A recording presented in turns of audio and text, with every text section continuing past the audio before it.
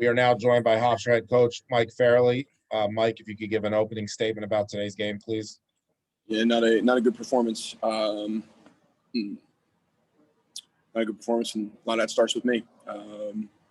Terrible job defensively, especially in the second half. You know, the first half they scored a lot of points, but we turned the ball over like wildfire, which I think led to a lot of their points. Second half defense just atrocious.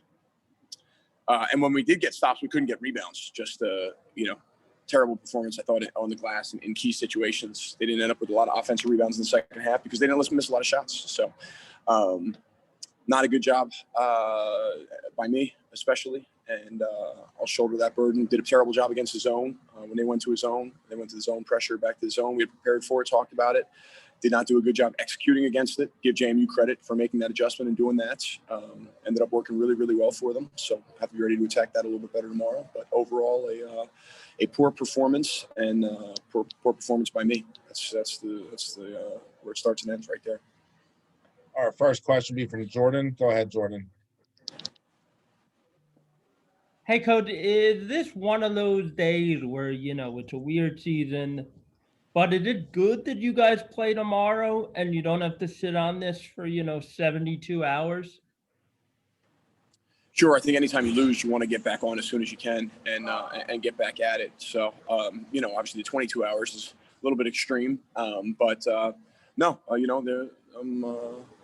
I'm excited. I wish we were playing right now, get another chance out there. So, definitely that it's the opportunity is so close. Our next question will be from Andrew. Go ahead, Andrew. Hey, Coach. Andrew Botchglupo, WRHU. Defensively, at points in this game, the team was falling apart. What was it defensively that needed to be fixed?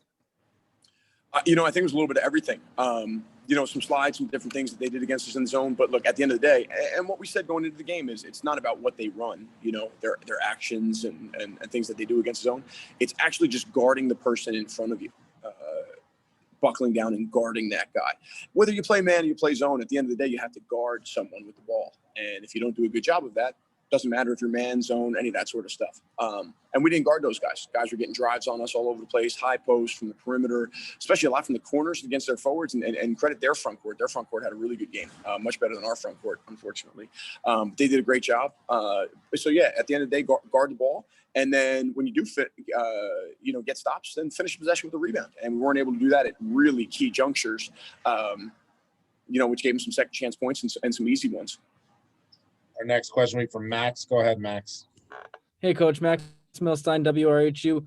We saw Isaac Kante getting doubled almost every time he was touching the ball today. How can you assess his performance getting through the double team?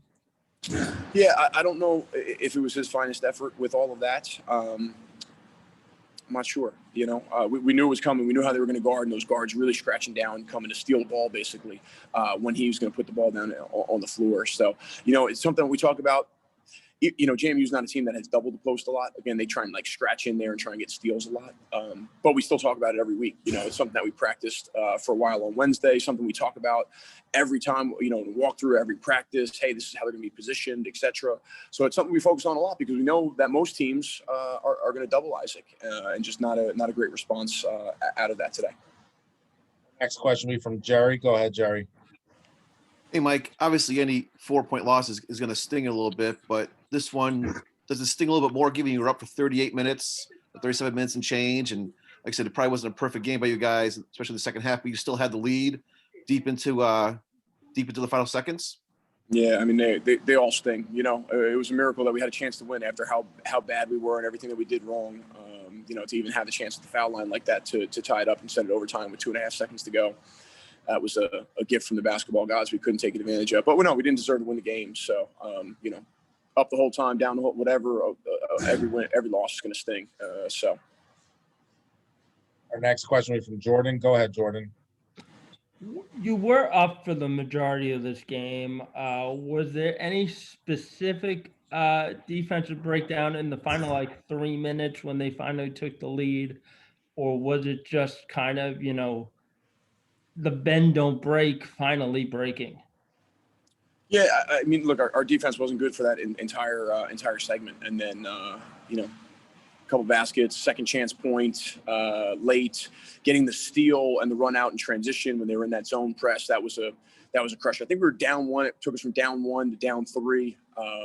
That was a big moment right there as well. Obviously that's not a defensive error. That's because of bad offense. So, no, and then we had to foul a couple times, all that stuff. So just, we weren't good on that end for 20 minutes. It wasn't just for just at the end. Is there any more questions for Mike? Thank you, Mike. Thank Have a you. great- Talk tomorrow.